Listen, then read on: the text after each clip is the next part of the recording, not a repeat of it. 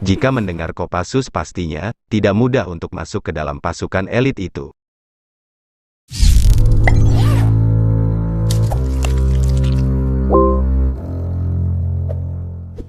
Ada beragam misi spesial dijalankan prajurit Kopassus. Misi yang kerap dijalankan prajurit Kopassus tersebut diantaranya cukup berbahaya dan penuh resiko. Dan ada juga bagaimana pendidikan Kopassus. Di sini akan saya bahas versi militer Army. Kisah ini diambil dari buku Sintong Panjaitan Perjalanan Seorang Prajurit Para Komando karya Hendro Subroto. Kisah 9 perwira muda Kopassus tersebut membuat deg-degan. Anggota pasukan elit ini diterjunkan ke hutan yang jarang dijamah oleh manusia, untuk sebuah misi di hutan. Kala itu 9 komando pasukan khusus yang masih muda itu belum berpengalaman tempur, namun mereka memiliki pengetahuan tinggi dan cerdas. Kisah ini berawal saat perwira muda pasukan elit TNI AD ini dikirim untuk menghadapi pemberontak di Kalimantan. 4 orang perwira remaja, yaitu Letdaif Subagio HS, Letdaif Kirbiantoro, Letdaif Mudi PR dan Letdaif S. Supriyadi akan diterjunkan di hutan dekat desa Tanjung. Meski baru lulus pendidikan para komando, sudah menjadi tradisi di Kopassus para prajurit muda itu diberi kesempatan menimba pengalaman tugas langsung di medan operasi. Selanjutnya mereka akan bergabung dengan Yonif 515 yang bermarkas induk di Jember. Para remaja itu akan memulai tugas pertempuran sebagai komandan peleton pada pasukan infanteri.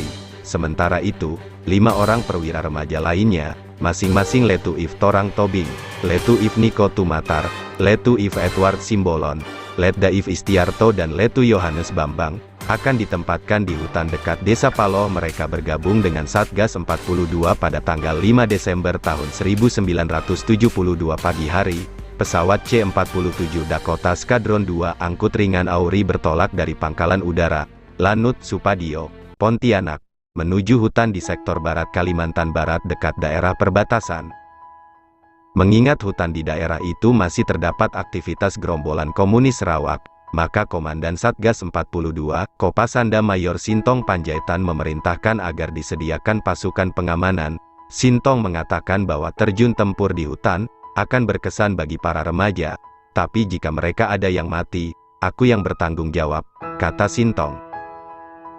Terlihat ada Bapak Sintong Panjaitan di ulang tahun Kopassus ke-67.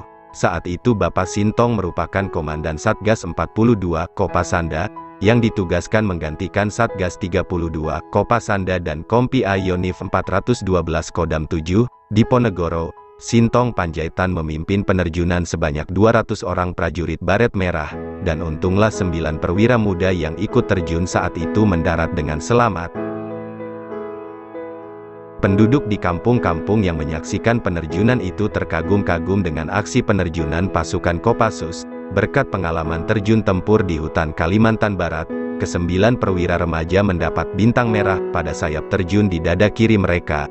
Dalam perkembangan selanjutnya, ke-4 remaja yang ditugaskan selama 5 bulan sebagai komandan peleton pada Yonif 515 kemudian ditarik ke Mako Satgas 42 di Paloh. Letda Subagio HS dan Letda Mudi PR diangkat menjadi komandan tim pasukan baret merah untuk memimpin pasukan para komando seperti yang dibutuhkan Sintong dalam operasi kilat, tugas tempur di Sulawesi Selatan dan Tenggara. Sering diterjunkan dalam misi-misi yang berbahaya, membuat banyak orang bertanya-tanya seperti apa latihan para prajurit Kopassus. Sebagai pasukan khusus, tentunya latihan prajurit Kopassus agak berbeda pada yang lain, dan memang dilatih secara khusus di beberapa bidang tertentu. Latihan prajurit Kopassus sempat diceritakan oleh mantan Kepala Staf TNI AD Jenderal Purn Pramono Edi Wibowo dalam bukunya yang berjudul Pramono Edi Wibowo dan Cetak Biru Indonesia ke Depan.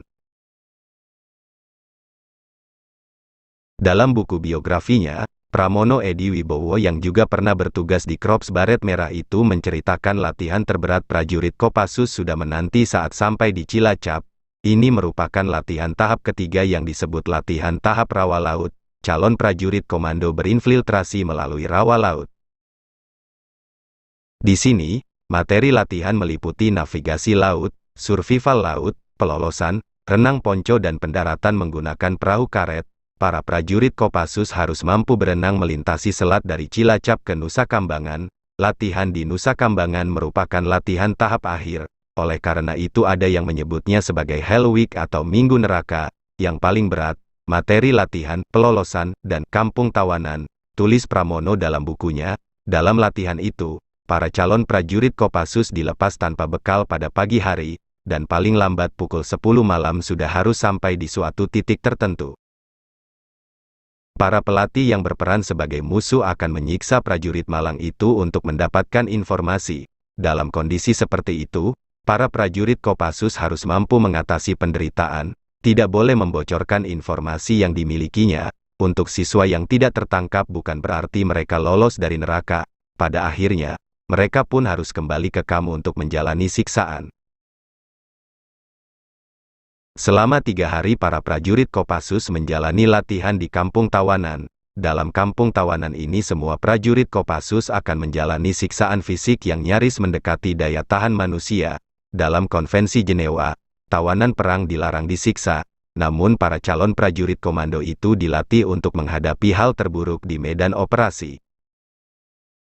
Sehingga bila suatu saat seorang prajurit komando diperlakukan tidak manusiawi oleh musuh yang melanggar konvensi Jenewa, mereka sudah siap menghadapinya, tulis Pramono Edi dalam bukunya. Beratnya persyaratan untuk menjadi prajurit Kopassus dapat dilihat dari standar calon untuk bisa mengikuti pelatihan. Nilai standar fisik untuk prajurit non-komando adalah 61, namun harus mengikuti tes prajurit komando, nilainya minimal harus 70. Begitu juga kemampuan menembak dan berenang non-stop sejauh 2000 meter. Hanya mereka yang memiliki mental baja yang mampu melalui pelatihan komando. Peserta yang gagal akan dikembalikan ke kesatuan awal untuk kembali bertugas sebagai prajurit biasa, tutup mantan Danjen Kopassus ini. Itulah tadi kisah Kopassus dari ketemu komunis Sarawak di Kalimantan, sampai bagaimana pendidikan Kopassus. Karena waktu sudah habis, oke sampai jumpa video selanjutnya.